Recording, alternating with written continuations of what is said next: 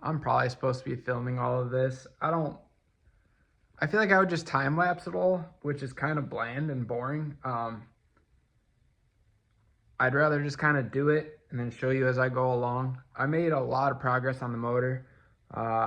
Last few days have just been work outside for a few hours, go inside, rest my foot. I had my surgery and all that. So I just kind of been piecing here and there as I go.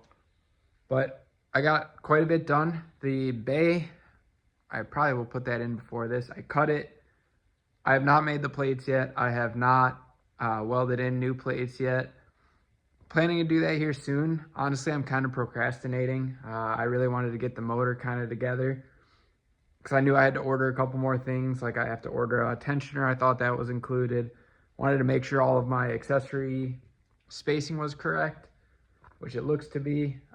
Figure out the routing for the steam port and make sure just kind of everything was happy. Motor's coming together real quickly. So let me show you that. That's my handy dandy scooter surgery. Anyways, motor's coming together. As you can see, ICT brackets went on. Everything went on super well. The only thing is they did not include a nut for this one. I actually had a stainless lock nut, which is even better considering this rotates this way. So it could back out of a normal nut. But got all that stuff on. Brackets all fit well. Got the motor mounts on. I had to watch Taylor's video probably like 5 or 6 different times to figure out the orientation of those. He marked them, but I sanded them and painted them before I like marked it. So whatever, got that figured out. Intake manifold is not on, it's just set on there. Valve covers are on. I have to put the pulley on here, but you need to like press it on, so I have to get the tool for that. These are just the O-rings, so I don't lose them. I'm just gonna leave them there. This was silver. Painted that black so it flows with everything. Obviously the gold bolt treatment. So next step was the steam port kit I got on. And a lot of people say to run this to your radiator. I had Ryan, again, I don't know his last name. He routed it right to his water pump. Then I heard that was kind of common. So I tried running this thing under in here over to here. I tried to put it into here. I'm not really sure. I think, as you can see by my small Sharpie marks, I think I'm going to go up and loop it and go into here like that. It's a little bit ugly, but it's kind of one of those things that's functional. It is what it is. That's where the tensioner is going to go. I thought that came with the kit. It did not. I have to order that. That'll probably be here, I don't know, this week, next week sometime. Everything else I really have, though. Like I said, the motor mounts on this side. It's coming together. Pretty stoked on the progress though. Like I said, it's just even standing here, I can't put weight on it yet. I'd say I work out here for a couple hours. The heater kicks on, it gets nice in here. Heater kicks on, temperature warms up, it gets comfy out here, but sadly my foot it doesn't feel great yet. It's been 3 weeks post-surgery, 3.5 weeks, something like that. So I'll be able to walk on it in 2.5 more weeks, which is great, but it kind of tingles, it goes to sleep, it gets sore. I don't want to overdo it, and I don't want to burn myself out on this project because motivation hasn't been super high. I don't really know why, just kind of life going on, but it's coming together. I can finally kind of see an end goal, which is cool. I'm really happy with how it's all looking. I don't know what color I want to paint the bay of the Miata yet. That's the only other struggle. I think I'll probably do gold again just from looking at old photos. But brown would be nice to paint match. We'll see. I don't really know yet. Yeah, I'm going to quit yapping. And sorry again for not showing all this. It's just I got a speaker at my Christmas party from work. I kind of play music, get in here, warm it up in here. Like, it's kind of a vibe to just not have to set up your phone and film, really, honestly. So and it's kind of boring if I just time-lapsed everything. It is what it is. So yeah, I'll get back to you whenever I do something next. Lysol power cleaning gel. You need like hydro something acid. Toilet bowl cleaner. Use this red Scotch Brite, and I use a wire wheel around like the base of it just to kind of remove the rust, and then I go back through with this to give it a what's the word? The same finish, because the wire wheel might look different opposed to that. And then you literally just take, I've been doing this for a few hours now, so I should have recorded a whole video on this because it's super smart. Put a little bit on your cloth. I already covered all this. So like, let's choose just a random spot. Like, let's choose, I don't know, here.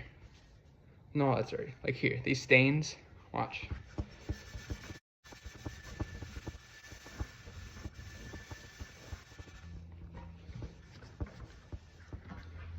Obviously it needs a little bit more, but that's pretty impressive. I just did the whole other header. It looks brand new. So I'm gonna keep doing that. I don't know if I'm gonna do the full exhaust. I probably will, because I've got more than half a bottle still. Hopefully it's easier than these nooks and crannies, but I'm wearing thick ass gloves because, again, this stuff's pretty gnarly. I don't want it on my skin. I probably could have worn like the surgical normal work gloves, but whatever. This works.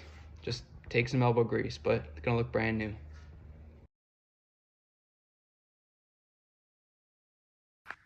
I got the water pump on last night, and once I went to fit this line, which I think was like one of the last things I showed, it kind of did a loop-de-loop and pull, and it was a little bit tight on the radius. It would have worked fine, but it was pretty tight. So I had a 90 1/8 to 4AN sitting around, which is a lot tighter than the line, which is in here. Maybe it's, no, I put it away already.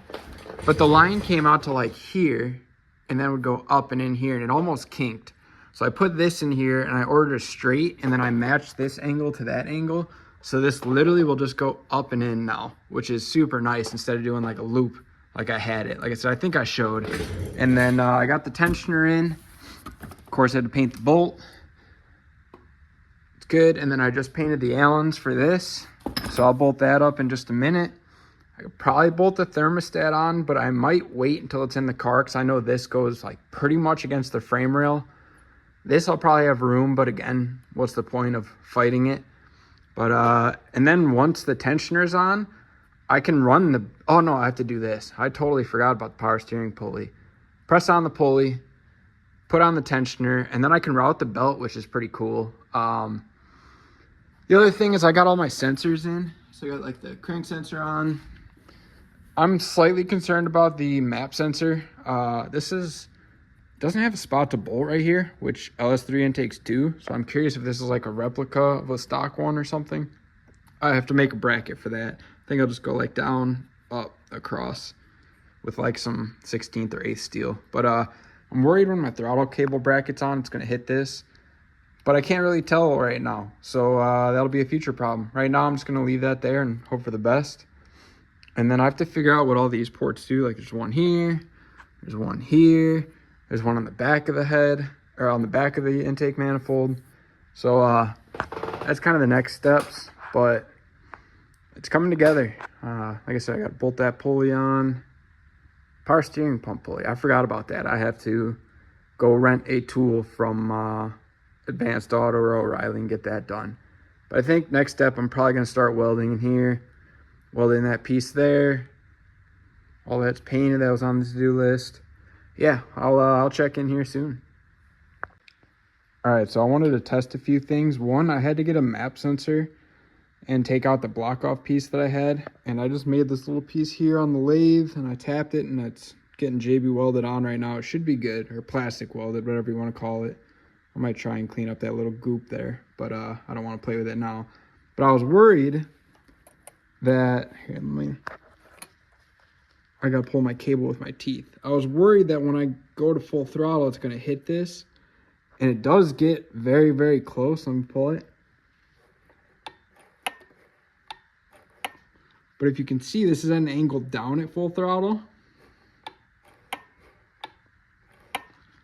So a little bit more won't hurt. So I think I'm gonna put a washer or two, probably just one would be enough, under the bracket as well as on top. Because on top, you kind of have to make it look nice. But I think that will give me enough clearance to avoid the map sensor, hopefully. I guess real world test we'll find out, but that was a concern of mine and we should be good. So I'm gonna, yeah, this is just a random test fit check because I got all my sensors in. I was concerned. All right, so the steam port stuff is all done. It's still got a pretty good bend in it, but it's not close to kinking like it was before. And before it kind of went up, did like a spin and down. Now it's just kind of a straight up loop, straight to straight, 90 out, straight into the water pump. Like I said, it's kind of ugly, but it's functional and it's better than running this whole line to the radiator. So pretty content with that, not bad. Put the tensioner on, and I think I'm gonna go get a power steering pulley installer. But pretty stoked on that. All right, I'm gonna try holding the phone using the back of the camera, or like the whatever back side of the phone. Usually I look at myself when I film, and then I can't switch on videoing. Anyways, got a haircut, never done a buzz cut, figured why not try it. I got the motor 95% together, 99% together. Let me show you, now that I can just spin this around. Power steering pulley is on, I pressed it on. You don't have to run a bolt here. In fact, it's just like a press fit and that's it, but I wanted something gold and I didn't really know what I wanted to do. So I Loctited an Allen in here. It matches over here. I don't know, looks good. Got the water pump on. Got the water neck on with the new thermostat. So ICT, the company that makes this bracket assembly, says to use an 84.5 inch belt. That's what I ordered. It was so short, I wanted to get an 85 inch, 85.5 inch. This is an 86 inch belt and it was so difficult to get on still. The tensioner's set perfect. As you can see here, it's like, it's got room on this side and this side. So it's good, but yeah, 86 inch belt is what it ended up taking, which is a little bit annoying when I'm crippled on a scooter and I'm going from here to the hardware store and here to the hardware store and here to the hardware store like 4 times to get the right belt when I was told 84.5 inch. But besides the point, whatever. My next step, pull the intake manifold off. As you can see, I just set it over there for now. Pull the timing cover off. I'm gonna bolt the engine lift plate to it, and I'm gonna lower this. I'm debating. I'm gonna put the pilot bearing in next to the back of it. Let me hop over here. Pilot bearing in here. So I have to obviously pull it off of this to press that in, or hammer it in, whatever I'm gonna end up doing. And then I'm debating on setting this in my subframe, putting it on dollies. I'll probably use the trans dollies, and then using that as like a motor stand essentially. Obviously, like, it'll support it because that's where this sits when it's running, so it'll be fine. Then I can wheel it around, and then I can attach the clutch. I can put the trans on, put the timing cover on, bolt the intake on, like have this thing ready to go in, because on a Miata, you have to go up from the bottom. You can't drop it in like a normal motor. You have to put it on the subframe, assemble the subframe, all that, and then put it up in this way. So that's kind of what I'm thinking is the next step. That way I can bolt the headers up as well, bolt the ignition wires, spark plugs, get everything literally like done on the motor, and then put it up into the car. We'll see if that's what I end up doing, if that makes sense logistically. I think it will. But right now, I think I'm just gonna take it off the stand, press the pilot in, and then I'll decide while it's off the stand if I want to bolt it back up for the meantime, just so I can wheel it around. Realistically, I should get a bigger dolly to set that on, but whatever. I'm just kind of yapping now. Yeah, I'm gonna do that. Just a heads up. Can't pull that bolt out when it goes that way. So I gotta unbolt the motor mount and take that bolt out and bolt it back up. Anyways, pilot bearings in. It's not pretty. Got smashed up a little bit, but it's in. But yeah, the other side hopefully doesn't have anything to hit. Nope, that's clear as day. But yeah, that one I gotta spin around. that was kind of a pain. I don't really know why I struggled so bad. If I could walk, it would have been a lot easier, but I can't. Got it into the stand or into the subframe. Had to spin that bolt around, getting the bolts lined up, making sure the motor was straight. All that was kind of a pain in the ass. I got it though. I want to make sure that I can leave all this attached before I assemble the valley cover. I think I said timing cover earlier. The valley cover and the intake stuff and plumb all that, because I'd hate to do all that and then realize I can't put the trans on or the clutch or who knows what. Headers is another big one I'm kind of concerned about, and I need to lift from there. So if I assemble all that, I'd have to take it all back apart. But yeah, have it in here. Took a little bit of finagling to get the things sorted, the dollies, but this works. It does not sit on the pan. It sits on the subframe. This sits on the subframe. Obviously, it gives me room to do stuff. I realized that side does not have a dowel pin. Tried to take this one out because I ordered a pair of them. That one's pretty stuck, so that one's going to have to be good enough. So I'll put one in that side, put flywheel on, clutch assembly. Hopefully I can have someone help me with the trans, because that's going to be heavy. If not, I'll figure it out like I always do. But this was kind of a step in the right direction today. I got a little bit of a mess to clean up just because it's been a lot of tools to grab out and try and get this sorted, but it's in there. We'll see what the next step is. I really wanted to get the motor like 100% ready to go into the car, so that way I can put it over. I sold one of my bikes, so I'll put this where that bike would be, and then that's out of the way of all the grinding and sanding and whatever else I have to do to the car, because I have a lot of work still on the chassis. So then I can just like wrap this up, put a blanket over it, and try and keep it out of harm's way. Yeah, I guess that's really it for now. I'll update as I go a little bit further. All right, next up I'm gonna do the clutch. I ordered some dowel pins because I guess I'm missing this one, and it doesn't fit. So looked up, and the flywheel obviously is not gonna go out that far. So I'm gonna do the flywheel and the clutch assembly now, and then maybe I'll stop by Chevy and see if they have dowel pins. If not, maybe I'll make one. It's really not needed, but I'd prefer to have both. But I'm gonna go ahead and do the clutch now. I have ARP flywheel bolts, and the holes in here go all the way through, so they can leak oil technically. So what you're supposed to do is put some sealant on the threads. I was told Loctite, which I always Loctite flywheel bolts. That's a debated topic, whatever. If it spins, Loctite it, in my opinion. I was also told PTFE, or like a thread paste for like plumbing. I was also told silicone. I'm gonna probably do all three, to be honest with you, because why not? So I'll put Loctite on the threads, a little bit of PTFE paste at the top of the threads, silicone on the head of the bolt maybe, just to kind of seal it up tight. Probably overkill, but realistically you can't do too much. So insert that.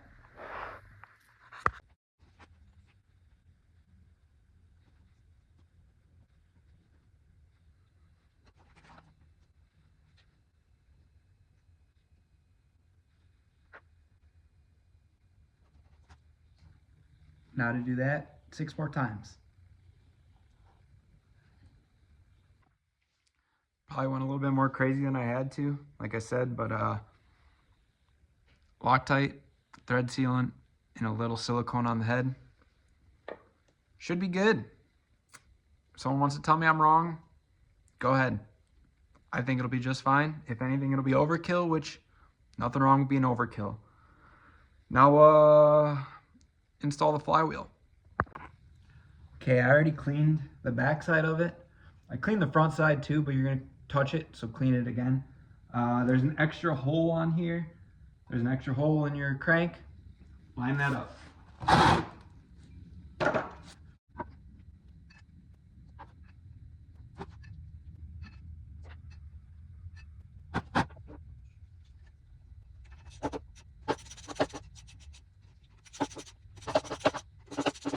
Okay, first step is 15 foot-pounds.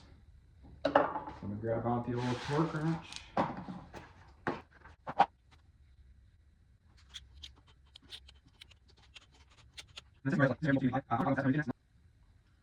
Also, I have a socket and breaker bar on the front crank bolt because this is going to want to spin. They say you can go through this hole, any of these holes, dowel pin holes, and brace it against the block. I'd rather not do that.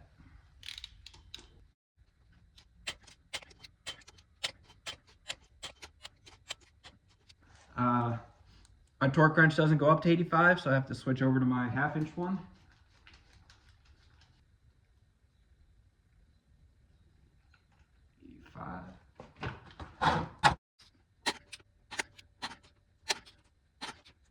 Okay. 6. All right. That is all 6 flywheel bolts, torqued to 85 foot-pounds. Next up is the pressure plate, and well, friction disc and then pressure plate. All right, I'm about ready to install everything else. I'm gonna go ahead and get some acetone. Acetone's gnarly stuff. I recently got turned on to this. It's way gnarlier than brake clean, so careful with it.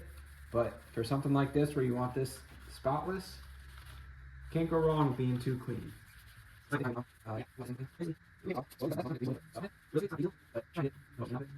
As you can see, I'm using a flywheel that Taylor gave me.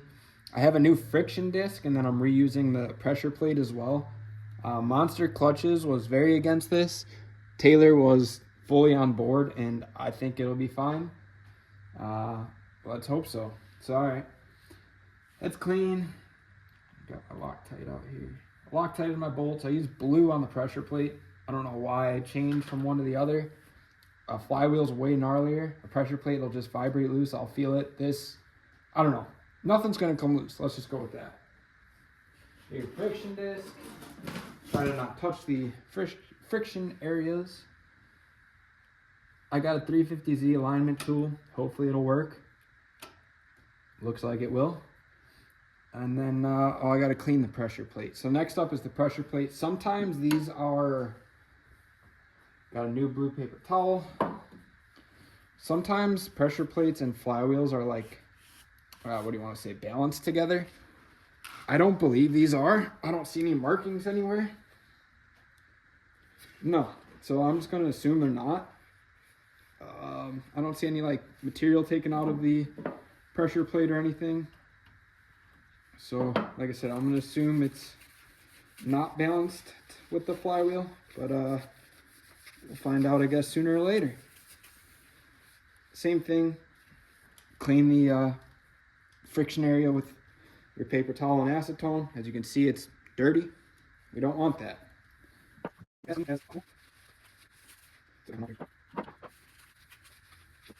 All right, so you've got 3 dowel pins. 1, 2, 3, and then you've got 3 dowel pin holes on here as well. So you're gonna want to try and line those up. Let's see, this is the hard part because it's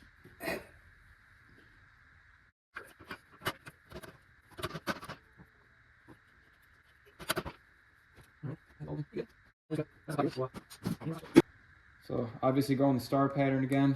Got the bolts all Loctited.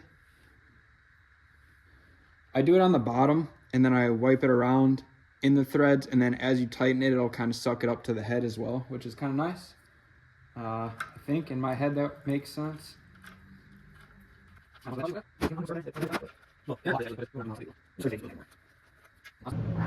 Also very important, get down and check your alignment on your clutch.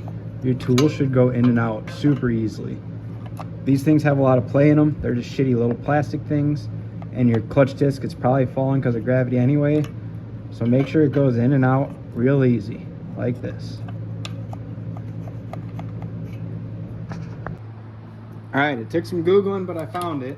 They do 20, 40, and then 52 in a star pattern, obviously.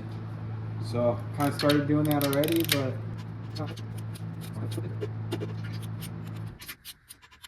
it's 20. Make sure your clutch is still good, alignment tool is still good. Now we'll go up to 40.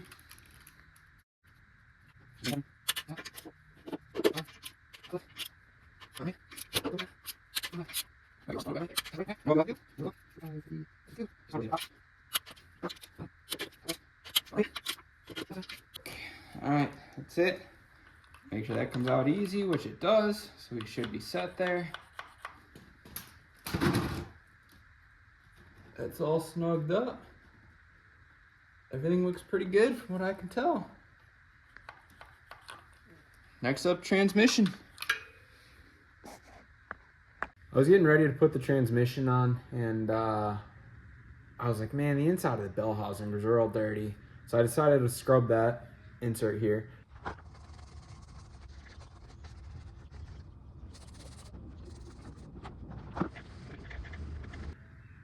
And then I just kind of like hit the throwout bearing to see how it felt and sounded. And the way my dad put it was a good word. It should have drag. It should be smooth and it should spin, but it should have drag. That means it's got like a nice mating surface between the bearings and the race. And you'd flick it and it sounded like a set of like skateboard bearings that have been used for a while. Like, yeah, they spin. They'll spin for a while, but they're not going to last. They're dry. So I took it apart and kind of went through, cleaned it out, sprayed WD in there, brake clean, got it like real cleaned out. And then I had skateboard bearing lube, funny enough. So I put that in there and it sounded pretty good. But this is what it looked or sounds like. Hold on, sorry. Let's see if I can hold it and spin it. Oh.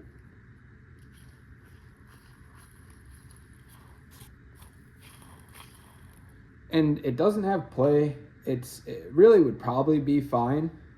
But the thing is, it's an internal slave, an internal throwout bearing, all of that kind of stuff. So finally pulled it apart. I got the race out of it. I couldn't get this separated at first. Got it separated. Found the part number and I ordered a brand new one. I can't even spin it like that. Now it's buttery smooth. It's just thought it was a good idea to replace it. I'm gonna replace it while I'm in here.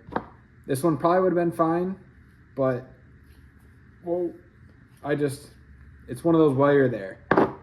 So this piece actually put me over the 25,000 mark in this swap. So that's kind of hurts a little bit because I was thinking about building the C6 and I was like, no, I'll swap my car. It'll be 15 grand.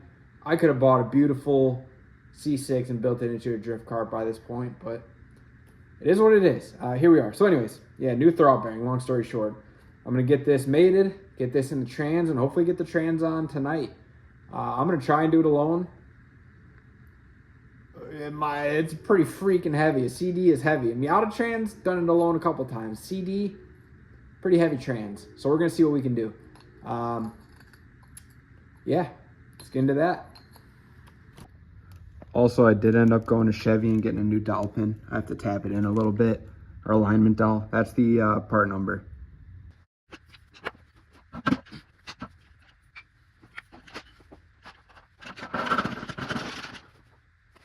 I'm not saying I'm a genius, but sometimes you got to make do with what you got. That's what we came up with. Engine hoist, trans, motor. 2 straps on it so you can level front to rear. And I think we got it. From what I could tell looking through the like little hole, I put it in gear, it spins the spline. To put it in neutral, it doesn't spin the spline. I think everything's lined up. It's got like a 1/4 inch gap is all I had to really walk it in. So I think that's pretty good. It's the alignment dowel on the, what would that be, the driver's side that's pretty tight. But hopefully everything's lined up. As far as I can tell, it is. I'm gonna walk it in the rest of the way and call that done and dusted. Sometimes gotta make do alone. I appreciate the couple of people that offered. Willie and Callie are the only 2 actually. Thank you. I got it. So I'm gonna put this together and hide it away.